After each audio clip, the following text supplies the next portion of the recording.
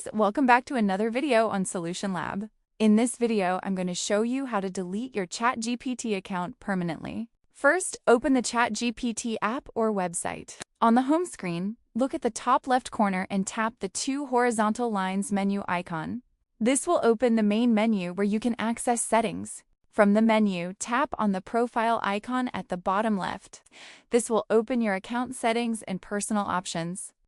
It's the step before accessing your data control settings. Scroll down in Settings until you see Data Controls. Tap on Data Controls. Then at the very top, select Delete Account. Finally, confirm by tapping Delete Account again to permanently remove your ChatGPT account. And that's how you can permanently delete your ChatGPT account. Make sure you really want to delete it, as this will remove all your data. If this tutorial helped you, don't forget to subscribe and leave a comment below for more quick and easy tech guides.